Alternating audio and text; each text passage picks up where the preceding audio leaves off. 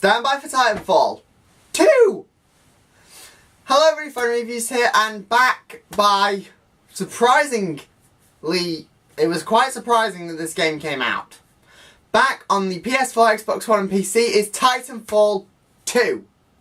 So let's not waste any time, let's jump right in to Titanfall number 2. So, the story. Unlike Titanfall 1, there actually is a story to the sequel. The story is, it takes place in the middle of a war between, I believe it's called the IMC, correct me if I'm wrong, the IMC and a militia group who are fighting battlefields of the frontier. For some reason. Is the true but dominant force. The militia have discovered a weapon called the Ark, which is capable of obliterating planets. Fast and agile. So it's up to the IMC Graceful, and you, Cooper, who starts off not as a pilot, but just a standard gunner, who meets BT, a Titan whose original pilot dies, and you're the only option. So the two of you link together and form an unbreakable partnership, and go through thick and thin, fighting through the leaders of the militia in so many Titanfall battles, and just so many battles in general. That it made the story so action-packed. It was Michael Bay levels explosion. But now onto the presentation. Machines of the battlefield. My! This game looks beautiful. And because I'm a stickler for continuity, I did buy the Xbox One version over the PS4. But still, it looks beautiful. The environment is stunning. The creative team truly worked their hearts out on this game. All of the textures, environments, and models look beautiful. Even down to each individual panel on BT's armor. It all looks stunning. And all of the design elements, they're just stunning. I don't know any other words but stunning for this game. But now onto the gameplay.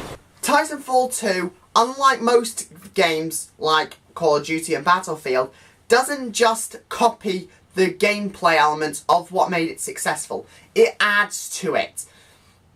Now, in the story, you can change your Titan's loadout on a dime, and it seamlessly blends infantry combat with parkour and Titan combat, all blending together to form a masterpiece of a game that I could not put down to save my life. Nothing pulled me away from this game whilst playing it. Unless it was to go to bed. But altogether, the guns are amazing. The parkour has been vastly improved over its predecessor. You can now, instead of having to take a brief cooldown period, you can now jump between walls, do slide rolls in combat. My favourite move in general was to sprint an enemy, slide, and then shoot them quickly, all in one quick concession. And the way you jump into BT, you don't just walk up to him, you can jump, you can roll, you can slide under him, all leading into an epic jump into your Titan. And now's the best time to talk about the multiplayer. The multiplayer hasn't changed much except with this improved combat system. But now onto the final level. So you've done it. You've fought your way through countless amounts of militia troops. You've time travelled to find the location of the Ark. And it's time for one last assault on the militia's base. You go through countless amounts of Titans and infantry soldiers just to get to that Ark. But, unfortunately, BT is severely damaged. Damaged in the fight in an air battle. He loses his arm and ultimately is destroyed.